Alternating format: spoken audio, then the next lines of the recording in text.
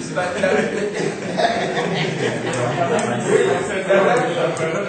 effectivement, donc il y a. Moi, je ne vais pas rentrer dans les débats à cause du temps, sinon tous les sujets sont pertinents. Mon ami ici a parlé de la légalité et de la légitimité. C'est vrai, effectivement.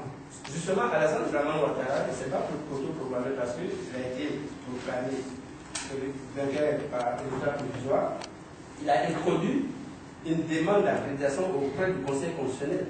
Donc, l'institution du Conseil constitutionnel n'est pas mise en cause là, par Alassane Draman Ouattara, bien au contraire.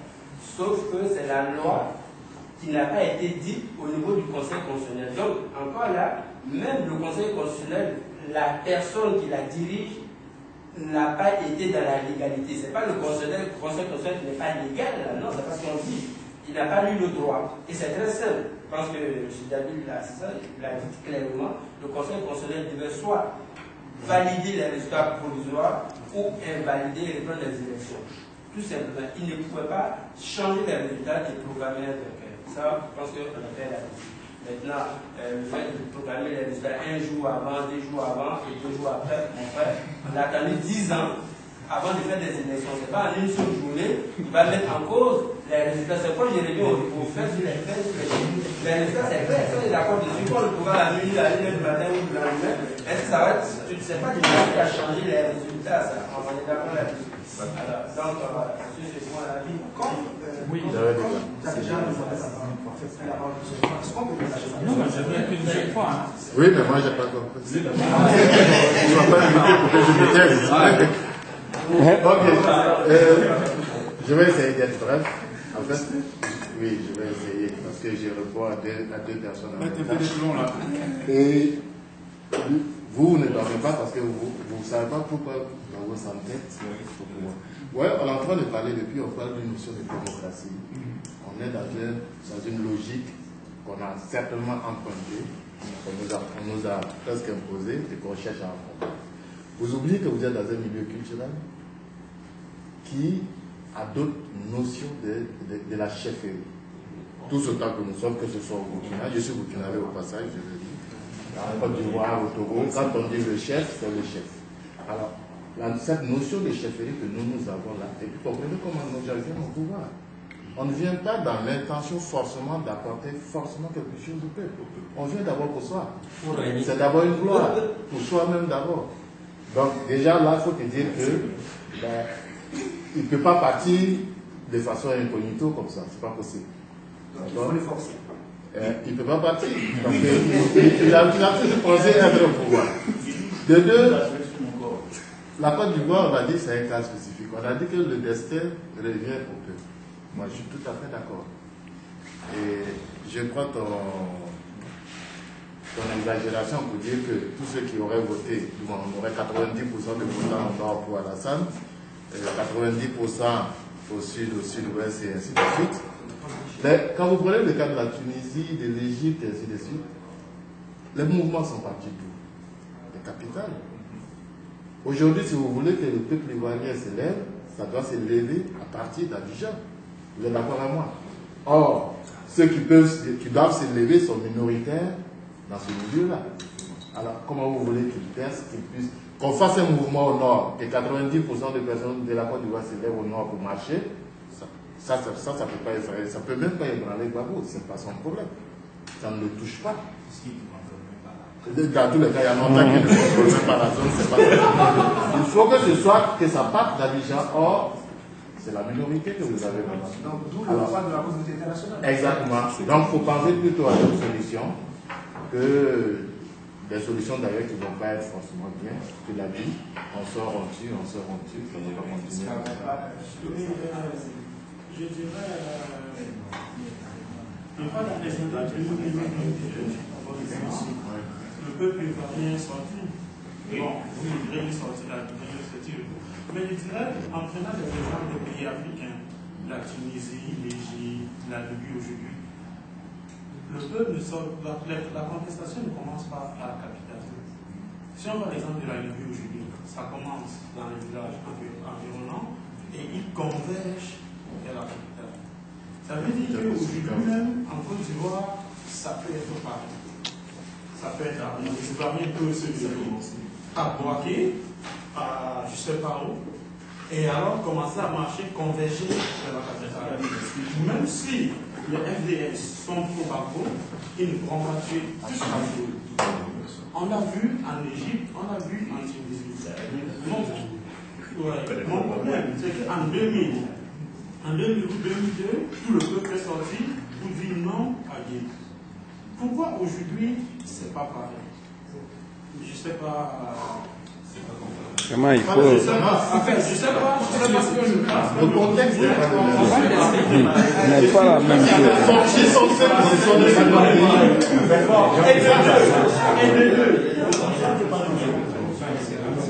Et de deux.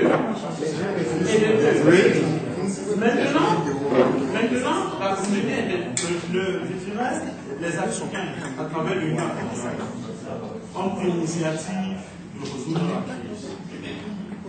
Bon, nous le voulons tous, que ça soit une résolution pacifiste, que les Ivoiriens cessent de mourir et que nos mamans continuent à vaquer à leurs occupations. Il y a un panel de 5 chefs d'État qui a été mandaté par l'Union africaine pour résoudre le problème. Ok. Mais ce qui me surprend, c'est que pourquoi maintenant particulièrement que l'Union africaine est en train de se pencher sur le problème, que la guerre commence à l'ouest, ça commence à droite. Je me dis qu'il y a quelque chose qui... Parce qu'il y a un couvre-feu, on va tuer les gens. Non, mais parce qu'ils se rendent compte que ça ne va rien apporter. Ouais. Non, mais attends, on ne peut pas jeter le camion voir où ça va lancer. Si, en Afrique c'est possible. En Afrique, c'est possible. En Afrique c'est possible.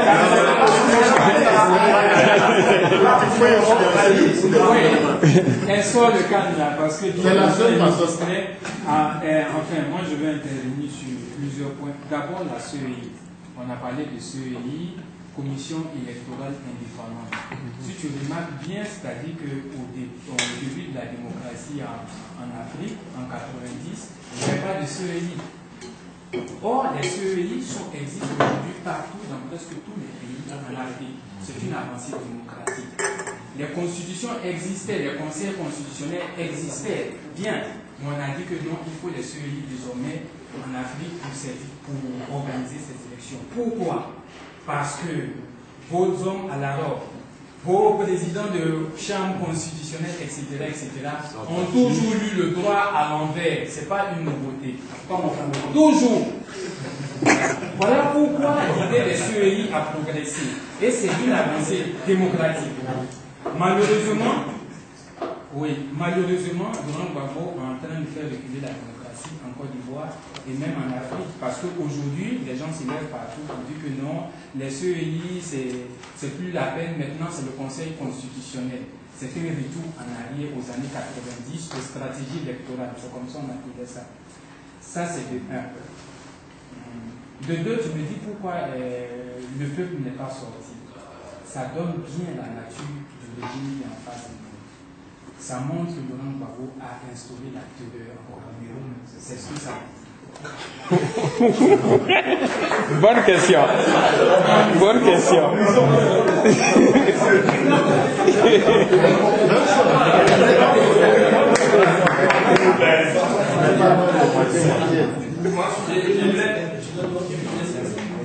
Je voulais simplement dire que c'est vrai que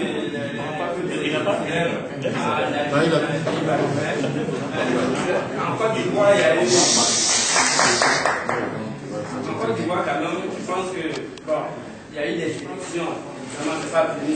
Donc, il y a eu des élections, il y a eu des contestations. Je pense effectivement qu'il fallait donner du temps au temps pour pouvoir voir clairement qui a gagné, dans le fond. Donc, il fallait une discussion pour clarifier les choses. Ce n'est pas non plus une nouvelle chose. Effectivement, je suis de nature, moi, à dire que la solution doit être ivoirienne. Cette solution ivoirienne, imaginez, il y a ce qu'on appelle le coup d'opportunité. Si on faisait la marche au tout début, on cassait tout et puis on laissait aller à la salle, il y aurait toujours le but. Bon, je pense qu'aujourd'hui, avec ce qui s'est passé, c'est très clair, au moins que ben, avec les discussions qu'il y a eu, les preuves qu'il y a eu, que Alassane a vraiment davantage à venir. C'est vrai, il ne revient pas à la CEDEAO en ce qui me concerne, à l'Union africaine, à l'ONU, de venir imposer. Mais ils peuvent nous aider, mais ça doit venir du peuple ivoirien. Et je pense que ça viendra du peuple ivoirien. C'est pourquoi, justement, malgré que l'Union africaine... Il fallait réagir sur le coup. Il fallait plutôt réagir sur le coup. Vigilance, pardon, ne fais pas comme Dieu vous dit. C'est mon tour dans la démocratie.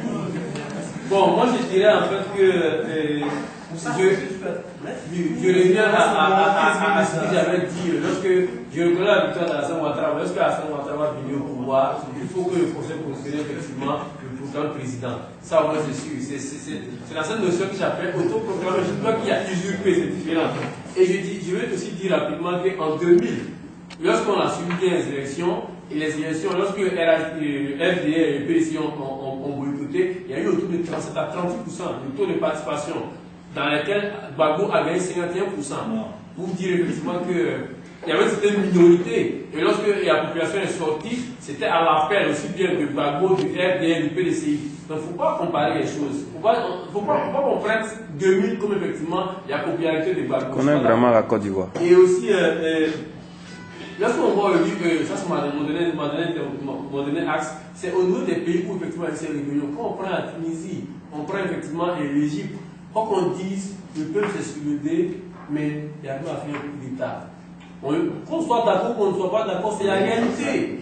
En Libye, il y a l'impression massive que Kadhafi a fait, il y a encore là. On est rentré dans un scénario à l'Ivoirienne. Il y a la moitié du pays, la moitié du pays appartient aux autres. Et on est actuellement dans ce cas en Côte d'Ivoire. Et moi je crois qu'il faut effectivement se rendre compte que malgré la volonté du peuple là, franchement, lorsqu'on a